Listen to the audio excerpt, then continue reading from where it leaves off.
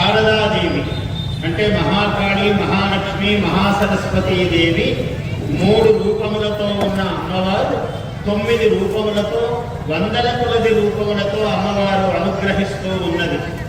ఈ రోజులలో ప్రత్యేకించి మామూలుగా అమ్మవారు ప్రతి అణువునందు ఉన్నది, ప్రతి కాలమునందు ఉన్నది. ఈ రోజు ఉంటుంది, ఈ క్షణం ఉంటుంది అని లేదు.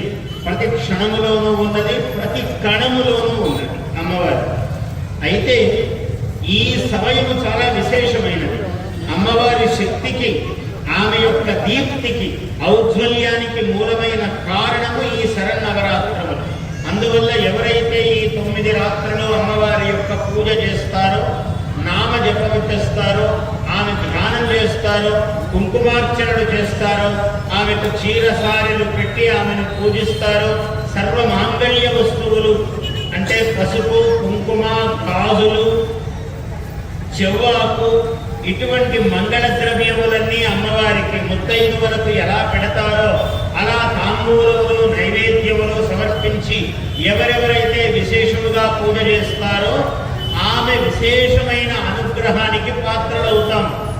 మనము ఎంత ఆమెకు ఇస్తే దానికి 1,000,000 రెట్లు మనకు అమ్మవారు తిరిగి ప్రసాదిస్తుంది. మనము ఇవ్వకుంటే ప్రసాదించదా? ఇవ్వకున్నా ఇస్తుంది. కానీ ఇచ్చి మన వ్యక్తిత్వము, మన పుణ్యము సంపాదించుకునే బాధ్యత మనదే. ఇదంతా మనము సంపాదించినది అని మనం భ్రమపడతాం. మనమెవరము సంపాదించడానికి? ఆమె అనుగ్రహిస్తేనే. నువ్వు చెయ్యి ఇలా ఎత్తానంటే అమ్మవారు శక్తి ఉండాలి ఇక్కడ. నువ్వు మాట్లాడాలి అంటే అమ్మవారు సరస్వతీదేవి ఉండాలి ఇక్కడ. ఇక్కడ పార్వతీదేవి. నువ్వు చేయి కదిలించాలంటే, నువ్వు నడవాలి అంటే, నువ్వు మాట్లాడాలంటే సరస్వతీదేవి. నీవు ఏదైనా ఒక వస్తువును ముట్టుకోవాలి అంటే లక్ష్మీదేవి. ఇలా 3 రూపాల అమ్మవారు ఈ సమస్త ప్రపంచమంతా వ్యాపించి ఉన్నది.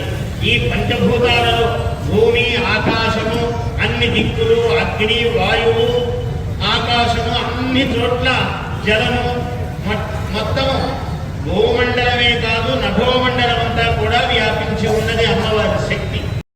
Please subscribe to our YouTube channel. Like and share this video.